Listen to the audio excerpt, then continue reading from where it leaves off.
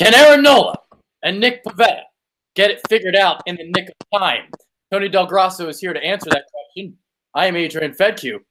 So both of these guys, no, it's been a struggle so far. It's been a rough April for both of them, no doubt about it. And like we just mentioned off air here, I hate to be weak about excuses, and I'm not giving these guys excuses. But look at some of the weather. If, both of these guys' first few starts, it's been a factor. And when you really boil down to it, I don't think anybody in Philadelphia or in the baseball world are concerned about Aaron Nola. Aaron Nola will be fine. He'll be himself again. It's just a matter of when. Yeah. Pivetta, on the other hand, is a different story. Everybody and their mother predicted him to have a breakout year, and if anything, right now he's taking a step back from last year. Yeah. So let's just kind of get into the numbers right now. Aaron Nola, currently 1-0, so he's got the win. Yeah, because wins matter so. But here's the thing that I'm noticing, and here's the eye pop stat right here. The homers per 2.93. He's given up a lot of long balls. 6.46 on the ERA, FIP, FIP, for those Fangraphs people out there, 7.26, xFIP of 4.83. And his WAR is in the negative, minus 0.3. Bases on balls per 4.7. He is walking a lot of people right now. And his Ks are down from last year, 7.63 in the 3 starts. As for Nick Pivetta, he is 1-1 with a 9.45 ERA in 3 starts. He's allowed 3 home runs in those starts, 14 earned runs, 15 runs in all, 24 hits. So 14 strikeouts. So there you go. Those are the numbers for Nick Pivetta. So I'm gonna dive into Pivetta real quick before we get into Nola. Yeah, let's start with Pivetta. I think Pivetta is the more interesting story here. So the biggest number that jumps out to me is 24.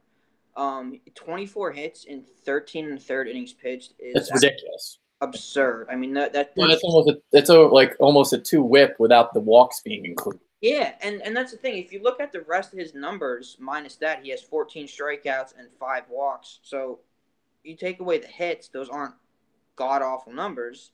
And he also has 3 home runs to mix in there. So not only is he getting hit, he's getting hit hard. It's not like half of those are little dribblers through the middle or through a hole or something like that.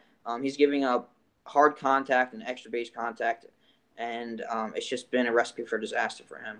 I mean, do you see where the locations of his pitches have been? Right down the middle. He's throwing over the heart of the plate, and the guys are just waxing him. I got some numbers here on him, and see if I can. Okay, so his hard hit rate right now is at 37.5%. That's higher than the 31.8% he gave up last year.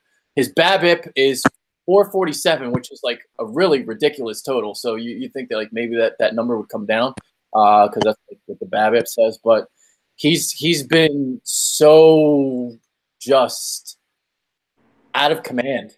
And the other thing is the velocity is down. So if you look at his fastball, he's averaging 94 miles an hour. But in spring training, he was throwing in the high 90s. And the other thing about spring training was showing off this changeup, comfortable in throwing. Well, maybe not comfortable in throwing it, but just throwing it a lot because it's spring training. But now that the regular season has rolled around, we haven't seen him throw that pitch at all. So his batting average balls in play is, what'd you say, 440 something? So yeah, to put that in perspective, that means that almost half the time you make contact with him, you're getting on base. What that is basically saying. Obviously, the ball's in play. It's just absolutely absurd. And like you said, his velocity is down. Not only his velocity is down, his fastball is straight as an arrow right now. It has no movement at all whatsoever. And it's down a couple notches. And I think the thing with him, neither of his pitches are. His fastball, even when it's on, is very good, but not great. Same thing with his ball. And you mentioned his changeup. He used it a lot during spring training. He's disappeared here so far in his first few starts. So he's got to get that bite back on it, and that the velocity's got to go up. He's just all out of whack right now. It's not ready to press the panic button. but there's definitely cause for concern with Pivetta. Yeah. I'm with you, man. I am. And the thing about him, the reason why there was so much promise with him this year is his swing and miss stuff. But the swing and miss stuff, I mean, his numbers are down there too. So batters were swinging and missing 12% of the time last year, and down to 8.3% this year. So again, the numbers are just showing he's just not performing, obviously. It's pretty much, they always talk about the true three outcomes. Well, in this case with Pivetta right now, yeah, he has the strikeouts, he has the walks, but it's pretty much either strikeout, walk, or really, really hard contact somewhere. And that's just not sustainable with the rate he's giving up the contact. Yep. All right, so let's kind of move to Aaron Nola now. We talked about Pivetta. I guess I'll ask you one last question. Is Pivetta destined to eventually go to the bullpen? Or do you think he'll remain a starter? I would say on a team like the Phillies, who are ready to contend, and that's been made pretty clear with the moves they've made in the offseason, they're not going to be able to wait months, certainly not a whole year for him. Yeah. If something comes along, if say they add a guy, if a couple of the guys in the minor leagues that they are expecting to step up, it's possible. It's definitely not out of the realm of possibility that him and or Velasquez end up in the bullpen at some point. Yeah. All right, let's move on to Nola. And the thing I remember about his first start was, he was walking a lot of people, but he wasn't allowing a lot of hits. Well, ever since then, it's been a little different. So Nola's struggling a little bit. Just general thoughts on Aaron Nola so far? Yeah, well, like you said, if you look at a snapshot of his stats right now, the 8 walks will jump out of you. But like you said, the 5 of those came in his first start. Yep. To me, there's really nothing here, any real underlining thing of saying, oh, he's lost it or this is going wrong. He'll figure it out. It's only a matter of time. And really, unless this continues into May and June, I wouldn't be concerned about Aaron Nola whatsoever. Yeah, and you also brought up the weather. People will probably think, oh, that's an excuse.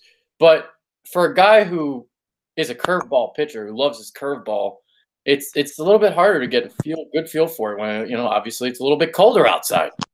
Yeah, I mean, like I said, it kind of is what it is. April bad weather is different than October bad weather, just in terms of how you could grip a ball and how you could feel a ball. And someone like Aaron Nola, obviously that could affect him, and I do think it's negatively affected him a little bit. I'm sure he would never admit that in public. But again, it is what it is, and it's certainly starting to warm up. So I'm gonna look at his. Curious if I can get. I'm gonna look at his. Let's see. Just give me some splits. I want to see his April splits. Aaron Nola. Let's see if he's always been struggling in April. Let's see. March, April. Oh, that's only 2019. Oh, it's 2019 splits. I want career splits. Give me the career splits. Everything. All right, whatever. Okay. It's not giving it to me. But I was basically going to say, you'll notice a lot of the guys who are field pitchers who throw a lot of curveballs and a lot of that stuff. They do tend to struggle early on. It does seem that way. Yeah, and there's obviously a lot of rumors and conjecture of why this is going on. But right now, offensive baseball is up quite a bit. Yeah. There already been rumors of the ball is juiced again. Blah blah blah blah blah blah. So for whatever reason, it seems like the hitters are ahead of the pitchers right now. Let's see. So I got it now. 3.77 ERA in the month of March/April. That would be higher than his third highest of all the months. June is his worst month at 4.88. September, October, 3.9. So his 2 worst months are actually months where it's cold. March, April, and then September, October. Yeah. And that's not shocking from a kid who grew up in Louisiana. So yeah. So obviously we kind of got into it. You think Aaron Nola is going to be fine? Yeah. Yeah, same. Yeah, Nola to me isn't much to worry about. He's just going to keep airing it out, and he's going to be okay. It's Pivetta that's the concern at the moment. Yeah, and if I had to make a guess, I would say Pivetta figures it out enough to stay in the rotation. Yeah. I do think this might finally be the year we see Velasquez head the bullpen at some point, and that might not be until August or September.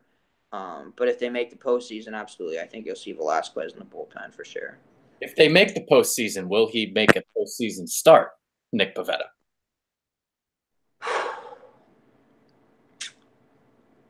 That's a tough one. That is a tough because they may acquire an arm. I'm gonna say yes, just because I still think they'd be more likely assets and acquire a bullpen piece. Yeah. Starter. But adding a starter or signing Keuchel or trading for a starter certainly is a possibility too. I think, yeah, I'm thinking he's going to be the fourth starter. Yeah, I mean, really at this point, the only guy who has a lock, I would say, is Aaron Nola, because Arrieta still hasn't shown enough to me. Yeah. To fully trust him. Yeah, for sure. All right, final thoughts? Anything else on your mind? Not really. Go Sixers. There we go. Got that out of the way. Hopefully, Ben Simmons won't have to complain about the fans after this one, so we'll see. Dude, I'll say this about Ben Simmons. Y'all got to chill on Ben because he's going to leave if you keep fucking instigating. Yeah, stop worrying about who he's dating. Stop worrying about blah, blah, blah, all that other BS. Ben will be fine. He already apologized for it. He already apologized. Yeah, he did apologize for it today. I did see that. All right, that is Tony Del Grasso. I am Adrian Fecchio. Hopefully you guys enjoyed the show. Let us know in the comments section below. Are you guys concerned about Nick Pivetta or Aaron Nola? There it is. All right, peace. Later.